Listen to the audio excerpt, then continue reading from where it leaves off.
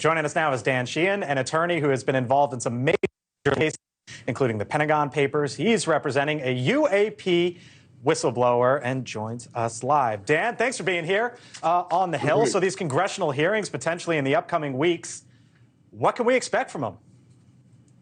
Well, a lot of it depends upon the degree to which the Congress is willing to take steps to enforce the new law.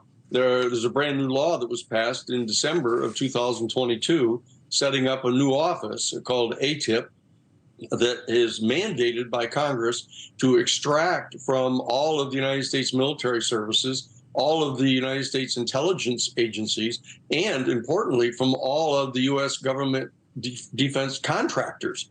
You know, all the information that they've ever acquired with regard to the UFO issue since January of 1945.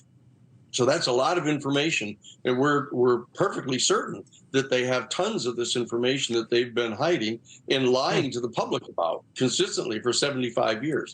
So yeah, I mean, you mentioned 70. Yeah, you mentioned 75 years. There was a congressman back in March of 1966, and that congressman's name was Gerald R. Ford. And here's what he said then. He wrote, quote, "I am proposing hearings on the subject of UFOs and invite testimony from both the executive branch of the government and some of the persons who claim to have seen UFOs." That was a future president of the United States saying, we got to look into this 60 years ago. How come we don't have any answers now publicly, or why are we not closer to it at this point? Well, because the national security state apparatus that's been set up since the National Security Act of 1947 has seized upon this information, and they view it as the most important top secret, above top secret category of information they have. And so that they've been lying openly, not only to the public, but to Congress about their knowledge about this. And just like I was the principal attorney that initiated. But when you talk about this, apparatus, and you say they are lying, who is they? This is the kind of highest reaches of the national security state. So the question is, what is the cartography of that exact national security state infrastructure?